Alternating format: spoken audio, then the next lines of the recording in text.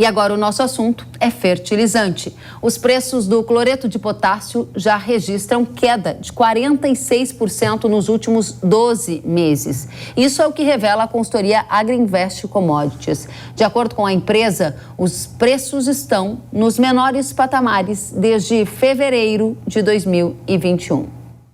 Com isso, a relação de troca entre a tonelada do cloreto de potássio e uma saca de soja para a temporada 24-25, que vai ser semeada já, está abaixo da média histórica e na melhor relação de troca desde a safra 23-24. É hora de observar com atenção as oportunidades que podem estar na mesa no mercado de fertilizantes. Jefferson Souza, analista da Agrinvest Commodities, é o nosso convidado. Seja muito bem-vindo, Jefferson. Oi, Kellen, muito obrigado pelo convite. É sempre um prazer conversar contigo e com toda a audiência. Muito obrigada pela companhia e conta pra gente por que o fertilizante, o cloreto de potássio, caiu tanto. Vai cair mais? Olha, Kellen, se a gente observar o gráfico que você mostrou, nós conseguimos ver o tamanho da queda do KCl. É uma combinação de oferta e demanda. Eu lembro que nós conversávamos lá quando a guerra começou entre a Rússia e a Ucrânia, nós tínhamos uma incerteza muito grande com o fertilizante. Naquela ocasião, o preço do cloreto ele chegou próximo de $1.200 a tonelada custo de frete.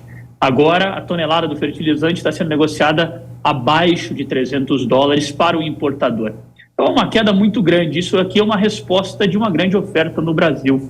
Nós importamos no ano passado 13,5 milhões de toneladas de cloreto, o maior volume importado da história. Nós terminamos o ano de 2023 com o maior volume de estoque também da história do Brasil.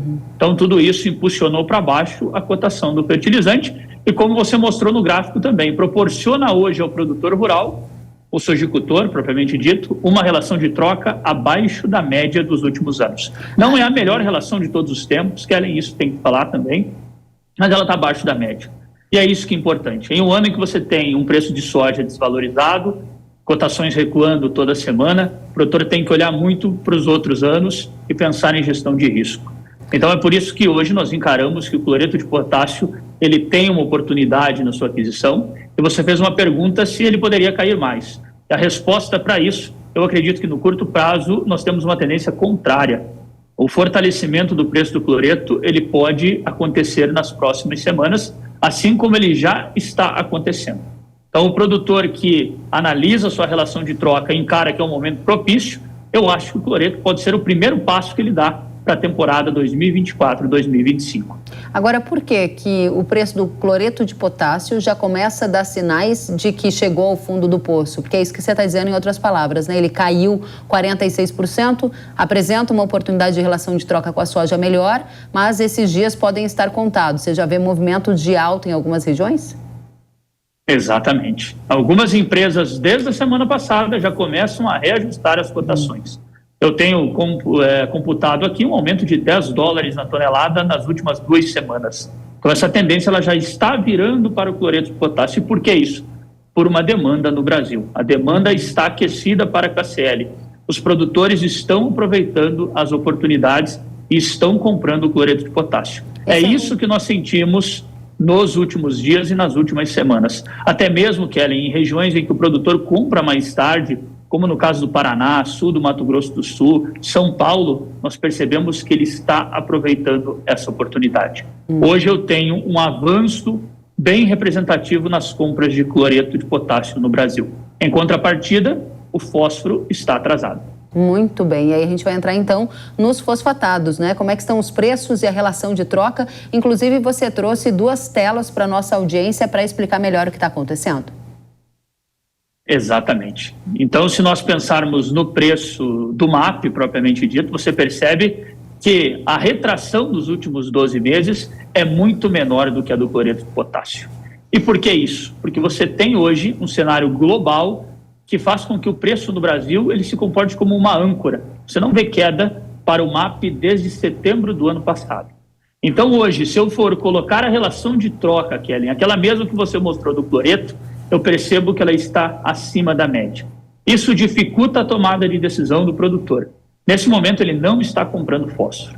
Esse é o sentimento que nós temos. Eu tenho hoje uma relação interessante para o cloreto, porém para o fosfatado, infelizmente a relação de troca ela está acima da média. Isso porque a soja ela caiu mais do que o cloreto de potássio, do que o MAP, por exemplo. Ou seja, a sua recomendação estratégica do ponto de vista de gestão dos negócios é aproveitar a oportunidade com o KCl e executar alguns negócios para 24, 25, já que o mercado está começando a dar sinais de que vai mudar. E no caso dos fosfatados, é para esperar.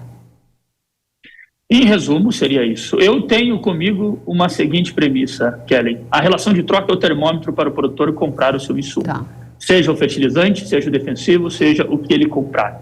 Quando eu tenho uma relação de troca abaixo da média, eu começo a pensar em negociar. Agora, se eu estou no mês de fevereiro, começando a entrar no mês de março, e nesse momento eu tenho uma relação acima da média, eu preciso, obviamente, tomar algum tipo de atitude, quem sabe visando mitigar um risco, mas não necessariamente comprando fertilizante. Por quê? Porque se você estiver comprando hoje esse fertilizante fosfatado, no caso do MAP, você estará com uma relação de troca acima da média dos últimos anos.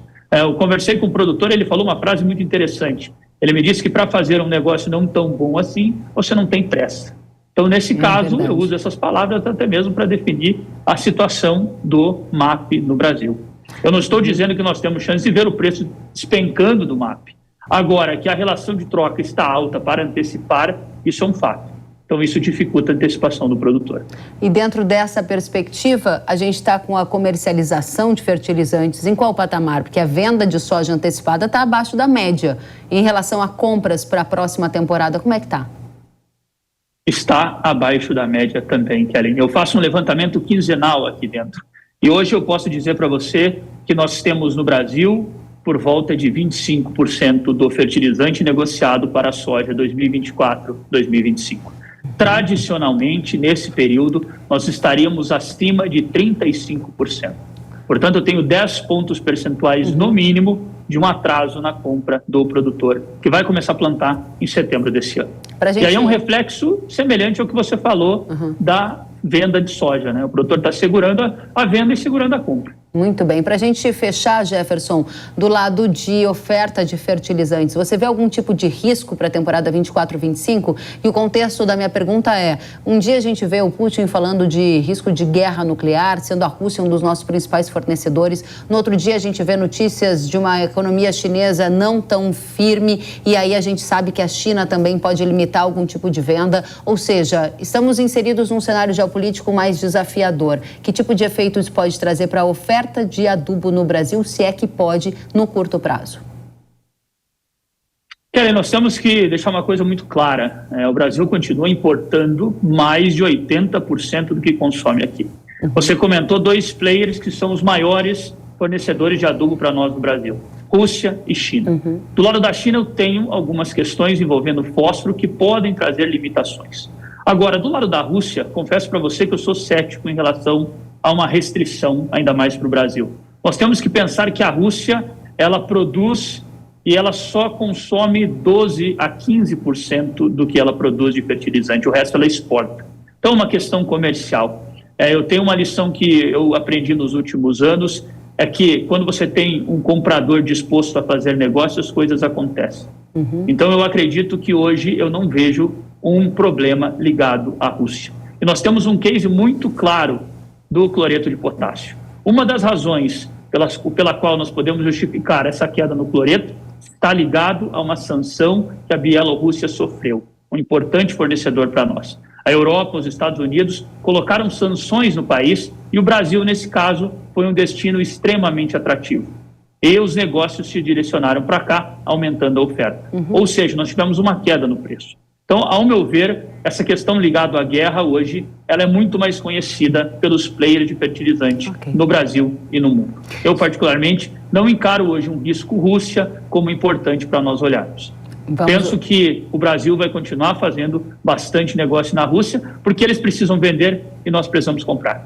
Muito bem, a gente vai observar a China, então, que foi um dos pontos que você chamou a nossa atenção, que vale ser mantido no nosso radar. Jefferson Souza, analista de fertilizantes da Agriinvest Commodities. Volte sempre, um prazer recebê-lo. Prazer é meu. Muito obrigado, Kelly. Um abraço a todos. A você também.